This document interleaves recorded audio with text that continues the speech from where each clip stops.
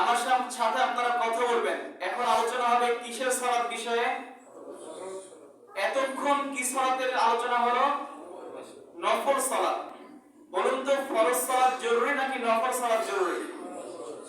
তা আমি নফল সালাতের আলোচনা আগে করলাম আর ফরজ সালাতের আলোচনা পরে কেন করছি? এর কারণ আপনাদের জানিয়ে দিই। কারণ যারা সালাত আদায় করে ফরজ সালাত তারা আগে এসেছে, আর যারা ফরজ সালাত আদায় করেনি তারা কখন এসেছে?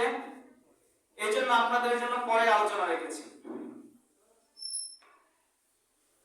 আপনাদেরকে আমি ধমক দিয়ে কথা বলবো না, আপনাদের উপরে রাগ করে কথা বলবো না, আপনাদের অন্তরে কষ্ট দিব না। শুধু আপনাদের অনুভূতির উপর আমি একটু আঘাত করতে চাই। আবদ্ধ ঘরে আপনার যে ঈমান রয়েছে, সেই তালাবদ্ধ ঘরে আমি একটু কড়া নাড়তে চাই, আপনাদের ঈমান জাগ্রত হয় কিনা। একটা বিষয় বুঝুন, আমি যদি একটা ছাদ তৈরি করতে চাই, প্রথমে আমাকে ছাদ তৈরি করতে হবে নাকি খুঁটি তৈরি করতে হবে? প্লেয়ার তৈরি করতে হবে, বিম তৈরি করতে হবে। তো বিম বিহীন আমি কি ছাদ তৈরি করতে পারবো? আপনারা সকলে কথা বলবেন, আমরা কি পারবো? তাহলে আমরা যারা ফরজ সালাত বাদ দিয়ে অন্যান্য কিছু করছি, দান করছি, সাদকা করছি, মানুষকে সহযোগিতা করছি, তো ফরজ সালাত বিহীন এই আমলগুলো করার দৃষ্টান্ত হলো বিমবিহীন ছাদ তৈরি করার মতো। আপনার বিমবিহীন ছাদ যেমন কোনো দিন হবে না, আপনার ফরজ সালাত ব্যতীত আপনার যত ইবাদত রয়েছে কোনো ইবাদতই হবে না।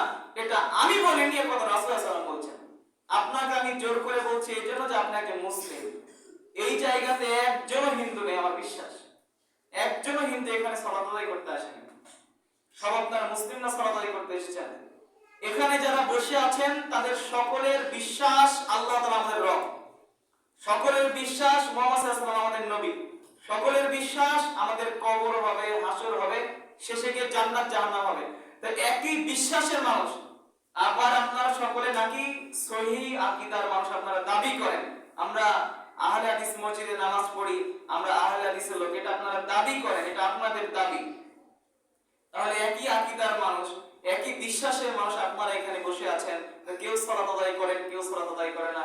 আপনি নিজেই ভাবুন, আপনি যে অলসতা করে কিংবা দুনিয়ার লোভে পড়ে কিংবা যে কোনো কাজে আপনি যে 5 ওয়াক্ত সালাত আদায় করছেন না, তা আপনার উদ্দেশ্য কি? যে সকল ব্যক্তিরা সালাত আদায় করে না, 5 ওয়াক্ত সালাত আদায় করে না, এই সকল ব্যক্তিরা তাদের জীবনের উদ্দেশ্য ভুলে গেছে। আপনি বিশ্বাস করুন, আপনি আপনার জীবনের উদ্দেশ্য জানেন না। আমি আপনাকে চ্যালেঞ্জ দিলাম, যদি আপনি আপনার জীবনের উদ্দেশ্য জানতেন তাহলে সেই উদ্দেশ্য পৌঁছার জন্য আপনি কাজ করতেন। আপনি আপনার জীবনের লক্ষ্য উদ্দেশ্য ভুলে গেছেন, আপনি অন্য কিছুর মধ্যে রয়েছেন, এই জন্য আপনি আপনার লক্ষ্যে পৌঁছার যে কাজগুলো করতে হতো সেই কাজ আপনি করছেন না। বিশ্বাস করুন। কাজে আমি আপনাদের সকলকে অনুরোধ জানাবো, আপনারা সকলে আমার চাইতে ভালো হাদিস কোরআন জানেন, আপনারা সকলে জানেন মুসলিম হতে গেলে সালাত আদায় করতে হবে। যারা সালাত আদায় করে না তারা কাফির, মুসলিম নয়। যারা সালাত আদায় করে না তারা ইহুদি নয়, খ্রিস্টান নয়, মুশরিক নয়, তারা হলো কাফির। রাসূল সাল্লাল্লাহু আলাইহি ওয়াসাল্লাম বলেছেন। এখানে আমার কি করার আছে, আপনার কি করার আছে?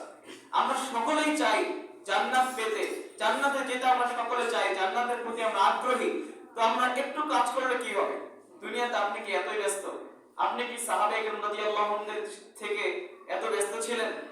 তাদের চেয়েও কি আপনি ব্যস্ত? কিংবা তাদের চেয়ে আপনার বেশি ঈমান হয়ে গেছে যে আপনার সালাত আদায় করতে হবে না? যেহেতু আমরা সকলে চাই, প্রিয় ভাইরা, আমরা সকলে বুঝে একটু সালাত আদায় করার চেষ্টা করব। মসজিদের নাম দিয়েছেন আহলে হাদিস, বললে বলছেন আহলে হাদিস। কোন জায়গাতে যদি মুনাজাত করে কিংবা যদি বেদাতি কাজ করে তো আপনি সেখানে হাসাহাসি করছেন কিংবা রাগ করছেন। যদি বেদাতি বক্তা একটা ভুল হাদিস বলে তো বলছেন যে ভুল হাদিস বলে বলে হাসাহাসি করছেন, অথচ আপনি সালাত আদায় করেন না।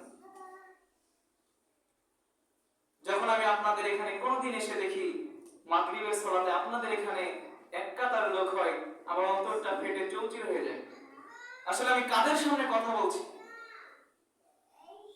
আসলে আমার কথাগুলো কোনো কাজে দিচ্ছে না? আমি তো রাসূলুল্লাহ সাল্লাল্লাহু আলাইহি ওয়াসাল্লামের কথাগুলোই বলি, আপনারা বোঝেন না কেন? আপনার তো বুঝতে হবে যে 5 ওয়াক্ত সালাতের কথা বলছি, অন্য কোনো কথা না। এটা আপনার আমল, আপনার কবরে আপনি যাবেন, আপনার সবকিছু হবে। কাজে আপনারা সকলে চেষ্টা করবেন 5 ওয়াক্ত সালাত আদায়ের জন্য। মসজিদে সালাতের সুযোগ হচ্ছে না, মাঠে সারাদিন থাকেন, মাঠে সালাত আদায় করুন। যেখানে সুযোগ হয় সেখানে সালাত আদায় করুন, তবে সকলে সালাত আদায় করবেন। আপনাদের কাছে আমাদের বিনীত অনুরোধ থাকবে যে আপনারা একটু বোঝার চেষ্টা করুন আপনার জীবনের লক্ষ্য উদ্দেশ্য কি, আপনি মৃত্যুর পরে কোথায় যাবেন, আপনার কি হবে। সেখানে যদি আমরা এমনি আমার দিকে চলে যাই, আমাদের কি অবস্থা হতে পারে। আল্লাহ তাআলা আমাদের সকলকে কথাগুলো বোঝার আমল করার তৌফিক দান করুন, আল্লাহুম্মা আমিন। আর যারা বেশি আমল করতে ইচ্ছুক, আমি আপনাদের উৎসাহ প্রদান করব। এখন দিন ছোট হয়েছে, দিনে সিয়াম রাখার একটা সুযোগ আছে। রাত বড় হয়েছে, রাতে তাহাজ্জুদের সালাত আদায় করার একটা সুযোগ রয়েছে। মোজার একটা আমল করার সুযোগ, দরিদ্র লোকদেরকে পোশাক কিনে দেওয়া, শীতের পোশাক কিনে দেওয়া, সহযোগিতা করা, এই আমলগুলো এখন করা যায়। আপনারা সকলে এই আমলগুলো করার চেষ্টা করবেন। আল্লাহ তাআলা আমাদেরকে কথাগুলো বোঝার, আমল করার তৌফিক দান করুন, আল্লাহুম্মা আমিন। মা বোনেরা চেষ্টা করবেন আপনাদের স্বামীদের সংশোধন করার, আল্লাহ তাআলা তাদের তৌফিক দান করুন, আল্লাহুম্মা আমিন। আল্লাহুম্মা সাল্লি আলা মুহাম্মাদ ওয়া আলা